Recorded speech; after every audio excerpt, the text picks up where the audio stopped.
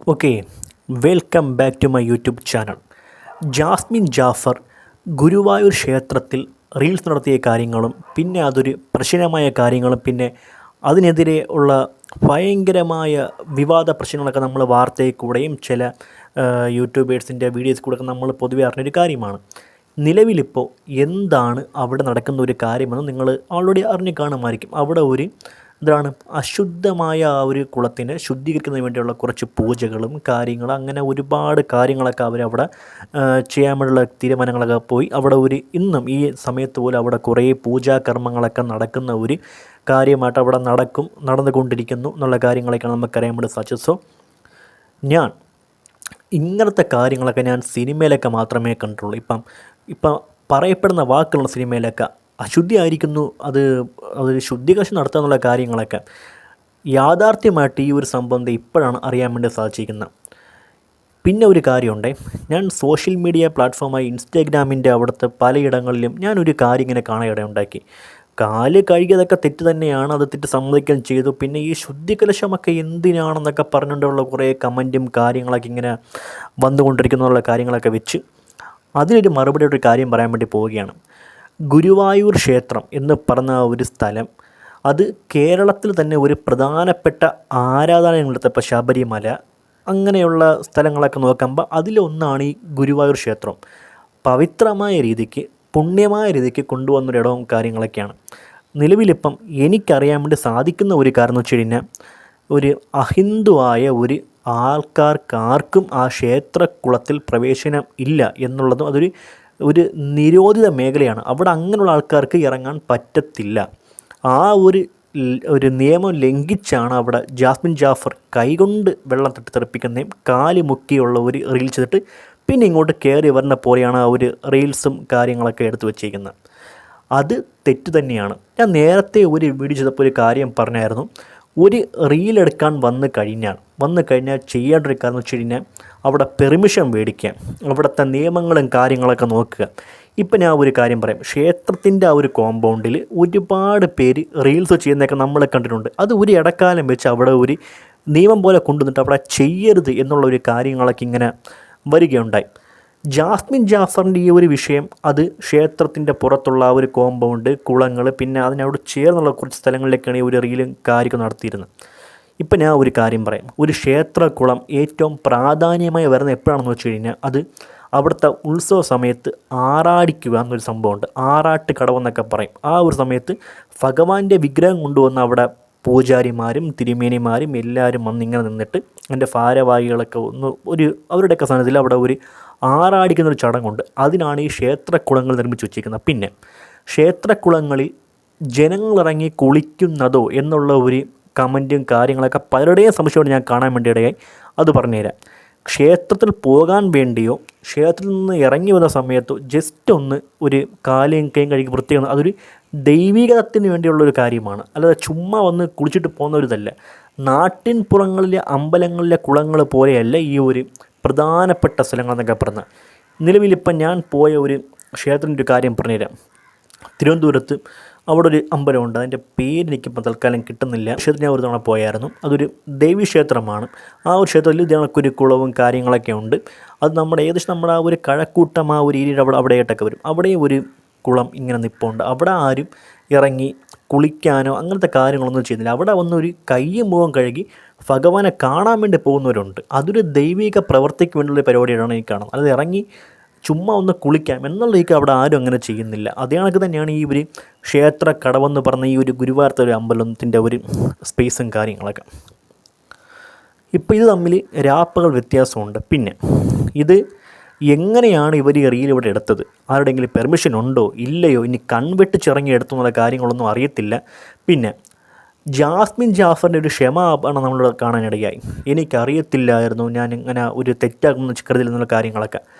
ശരി, ആയിക്കൊണ്ട് പോട്ട്. പക്ഷേ കേരളത്തിൽ താമസിക്കുന്നത് ഒരു മിനിമം, അധികമൊന്നും വേണ്ട, ഒരു മിനിമം ആയിട്ടുള്ള ഒരു തിരിച്ചറിവ് വേണ്ടേ? ഇങ്ങനെയുള്ള ഇടങ്ങളിൽ പോയി ഇത് ചെയ്യാൻ വേണ്ടി പാടില്ല എന്നുള്ള കാര്യങ്ങളും ഒരു കോടതി വിധി പോലെ അവിടെ ഉണ്ടെന്നുള്ള കാര്യങ്ങളൊക്കെ അറിയാൻ വേണ്ടി പാടില്ലേ?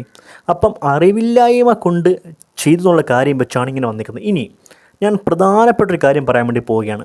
അറിവില്ലായ്മ കൊണ്ടാണ് ജാസ്മിൻ ഇപ്പോൾ ഈ കാര്യം ചെയ്തേക്കുന്നത്. അറിവില്ലായ്മ കൊണ്ട് ചെയ്ത കാര്യം ഇപ്പോൾ ഒരു തെറ്റ് ആണെന്ന് ഇപ്പം ബോധ്യമായല്ലോ. ഇനി ഒരു കാര്യം പറഞ്ഞുതരാം. ജാസ്മിൻ ബിഗ് ബോസ് ഹൗസിൽ വെച്ചിട്ട് പുറത്ത് ഒരു പയ്യനൊരു വാക്ക് കൊടുത്തിട്ടാണ് ഇങ്ങനെ പോയത്. അവിടെ ചെന്നിട്ട് ഗബ്രി എന്ന് പറഞ്ഞ ഒരു പയ്യനുമായിട്ട് കണ്ടിട്ട് ഈ പുറത്തുള്ള ഈ ഒരു പയ്യനെ മറന്നു പോവുകയും പിന്നെ ഇവനോടൊപ്പം ആവുകയും ഇപ്പോൾ ഒരു കമ്പനി കറക്കം കാര്യങ്ങളൊക്കെ ഇന്ന് വരെ ആ ഒരു ബന്ധം എന്താണ് എന്നുള്ളതിന് ഒരു ക്ലാരിറ്റി പോലും ഇവിടെ ആർക്കും അറിയത്തില്ല. അവർ ഫ്രണ്ട്സാണോ ഇനി ഇവിടെ വന്നിട്ട് പോലുമില്ല. ഈ ഒരു കാര്യം അറിവില്ലായ്മ കൊണ്ട് ജാസ്മിന് പറ്റിയതാണോ? ഈ ജാസ്മിന് മാത്രം എന്താണ് ഇത്രയും കാര്യങ്ങൾ ഇനി അറിവില്ലായ്മ കൊണ്ട് പെടുന്ന കാര്യം എന്താണ്? നമുക്കൊക്കെ സാമാന്യ തിരിച്ചറിവുണ്ടല്ലോ. എൻ്റെയൊക്കെ ഒരു കാര്യം വെച്ചുകൊണ്ട് എനിക്കൊക്കെ നല്ല ഒരു 18 വയസ്സ് കഴിഞ്ഞപ്പോൾ നമുക്ക് നല്ല ഒരു പക്വതയും ബോധവും തിരിച്ചറിവും സമൂഹത്തിനെ പറ്റിയും സൊസൈറ്റിനെ പറ്റിയും എങ്ങനെ ചെയ്യണം എങ്ങനെ ചെയ്യേണ്ട എന്ത് ചെയ്യണം എന്നൊക്കെ നമുക്ക് തിരിച്ചറിവുണ്ടല്ലോ. ജാസ്മിൻ എന്തൊന്നും വന്നിട്ടില്ലേ? അതാ തിരിച്ചറിവില്ലേ? അതോ വീട്ടുകാരൊന്നും നല്ലത് പറഞ്ഞ് തന്നിട്ടില്ലേ എന്നുള്ള കാര്യം ചിന്തിക്കേണ്ടത്. ഇപ്പം അതും ഒരു തിരിച്ചറിവില്ലാത്തൊരു കാര്യമാണെങ്കിൽ നാളെ ജാസ്മിന് താൻ ചെയ്തത് ഒരു വലിയ തെറ്റാണെന്ന് നാളെ തോന്നുന്ന ഇതേപോലത്തെ ഒരു കാര്യം സംഭവിക്കട്ടെ എന്നുള്ള കാര്യം മാത്രമാണ് എനിക്ക് പറയേണ്ട ഒരു കാര്യം. അങ്ങനെ സംഭവിക്കുമ്പോൾ തിരിച്ചറിയാം, അയ്യോ അന്ന് ഞാൻ ചെയ്തത് അതൊരു തിരിച്ചറിവില്ലായ്മയുടെ കാര്യം പറഞ്ഞ് തെറ്റായി പോകുന്ന കാര്യങ്ങളൊക്കെ ഭാവിയിൽ തോന്നുമാണെന്ന് എനിക്ക് തോന്നുന്നു. സോ അതൊക്കെ അവരുടെ പേഴ്സണൽ ലൈഫ് വിഷയങ്ങൾ കാര്യങ്ങൾ, പക്ഷേ അതുമായിട്ടൊരു സാമ്യം ഉള്ളതുകൊണ്ടാണ് ഈ കാര്യം ഇവിടെ ഞാൻ പറഞ്ഞത്. പിന്നെ ഇനി ഞാൻ നേരത്തെ പറഞ്ഞ പോലെ ആ ഒരു ശുദ്ധികലശത്തിൻ്റെ കാര്യം പറയുകയാണെങ്കിൽ 18 ശീവേലി 18 പൂജകൾ ഇന്ന് രാവിലെ 5 മണി തൊട്ട് ഉച്ചയ്ക്ക് ഒരു 1:30 മണി 1 മണിയൊക്കെ 2 മണിക്കകം വെച്ച് അത് കംപ്ലീറ്റ് ആയിട്ട് തീരുന്നിട്ട് വൈകുന്നേരം തൊട്ടായിരിക്കും ഈ ഒരു ആൾക്കാരങ്ങോട്ട് കയറ്റിവിടുന്നത്. ഈ പൂജകൾ 6 ദിവസം വരെ ഇങ്ങനെ തുടരുമെന്നാണ് ഈ ഒരു ഗുരുവായൂരിൻ്റെ ആ ഒരു അഡ്മിനിസ്ട്രേറ്റിങ്ങിനെ പറയുന്ന ഒരു കാര്യങ്ങളൊക്കെ. പിന്നെ ഇതെന്തെങ്കിലും കേസോ കാര്യങ്ങളോ ഒക്കെ ആയെന്ന് വെച്ച് കഴിഞ്ഞാൽ അവിടുത്തെ ഒരു പോലീസ് സ്റ്റേഷനിൽ ഒരു കേസ് ഇങ്ങനെ പോയിട്ടുണ്ട്. പിന്നെ ദേവസ്വപ്രകാരം അല്ലെങ്കിൽ ആ ഒരു അഡ്മിനിസ്ട്രേറ്റിൻ്റെ ഒരു നടപടി മുഖാന്തരം ഇനി ഇത് വലിയ കേസുകളിലേക്കും വകുപ്പിലേക്കും പോകുമെന്നുള്ള കാര്യങ്ങളൊക്കെ നമുക്ക് വഴിയെ അറിയാം. എന്തെന്നൊക്കെ പറഞ്ഞാൽ ഒരു കാര്യം മാത്രം പറയാൻ ശ്രമിക്കുക.